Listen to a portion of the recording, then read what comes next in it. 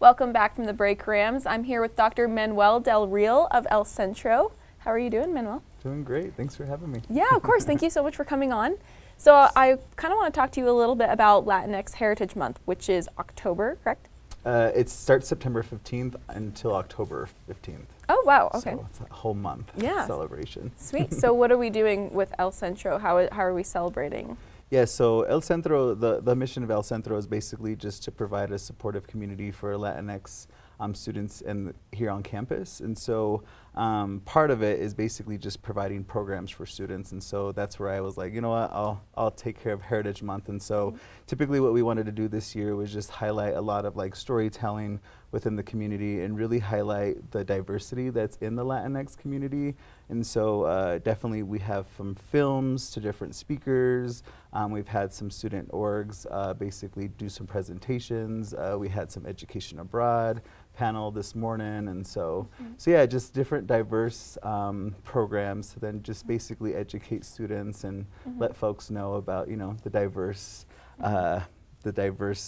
like basically spectrum of the Latinx identity. And so definitely just highlighting all the wonderful things that Hispanics have done for our community and this country. So yeah, absolutely. I'm excited. So explain to me a little bit about how it was originally called Hispanic Heritage Month, correct? Yes. So, and then now we've started calling it Latinx Heritage Month. Can you explain to me the shift there? Yes. So just to be more gender inclusive, we've been transitioning to the term Latinx.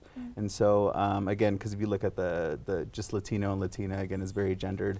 And so that's the term that our office has adopted. And so that's basically what we've been using in all of our promotional materials. And so we were like, you know what, here at CSU, we'll actually call it National Latinx Heritage Month. So again, being inclusive of the term as well. So. Very interesting. So what did we do last year? What are we doing different this year compared to last year to celebrate the Heritage Month? So last year was actually my first year planning it with the university. And so last year we definitely had some speakers and things like that. So, but this year I'm really excited because we've been able to bring in a lot of community partners. We're partnering up with the Lyric, bringing 2 films. So one's this Wednesday and the next one's on, I believe, October 10th. And so really bringing the community together as well. We partnered up with Mishawaka to bring alternative rock band, Café Tacuba. So again, it was really like getting the community more involved with just programming. And so I believe like one of the things this year that was different from last year was that bringing, having students basically serve on a committee since January. And so they were the ones really planning out like, you know, what types of themes that we want. And so a lot of them mentioned, you know, like, could we bring a speaker to do more workshops on like storytelling. And so we brought Prisca Mojica Rodriguez to campus. And so they were like, you know, we really want to engage more in activist work as well. And so that's why we're bringing Rosa Clemente, who will be here today actually at 5:30. And so she's a really big activist, doing a lot of things on putting Puerto Rico and all the injustices going on there to the map. And so yeah, so I felt like we had a lot more student voice this year in the planning of all the events. So it's been pretty exciting, and just getting student voice to be like, all right, y'all, like this is our event, but how do you all want to celebrate it? And so it's been pretty exciting. That's very cool. So what are you most excited about as far as events that are coming up?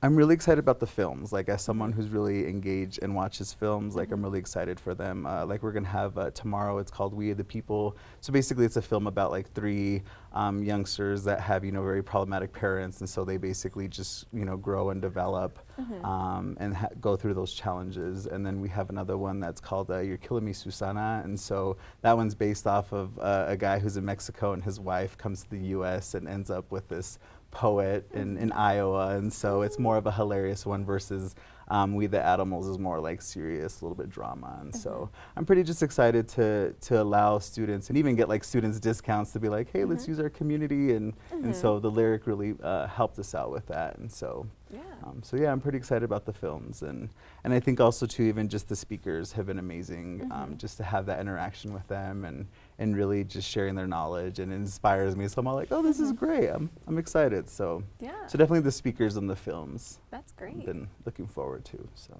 cool. So can you give me a little bit of background on what El Centro is and how it supports students at CSU? Yes, so Centro started in 1969, and so again, just our mission is just to support the Latinx community here on campus, and so it's one of the 4 cultural offices, part of the Student Diversity Program and Services Department, and so yeah, so basically that's what we're here for, is to provide a welcoming and inclusive space for Latinx students on campus, and so students have access to our office resources. They have access to computers, to food sometimes, like, so it's basically a space for them to come and utilize it to engage in homework, or we also have a first year mentoring program that I'm also in charge of, and so and then we also have it's called Iannacone. So we have about like 71 students that are first years taking that. So again, if they're not part of the key communities or the AAC, then basically we recruit those students to make sure that they get that support.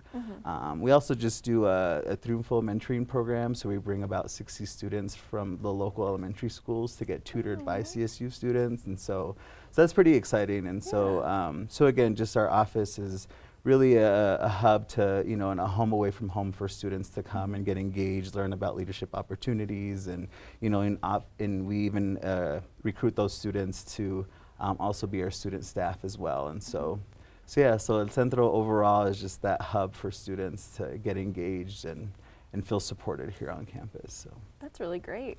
Well, thank you so much for coming on. I problem. really appreciate Thank it. you. I'm looking forward to maybe attending one of the Latinx Heritage Month events soon. Yes, definitely. Yeah. If you show your CSU ID, you'll get a $5 ticket to the film. So. Perfect. So yeah. Cool. Well, Rams, stay tuned, because up next we have an interview with the first philosophy student here at CSU and his wife. We'll be right back.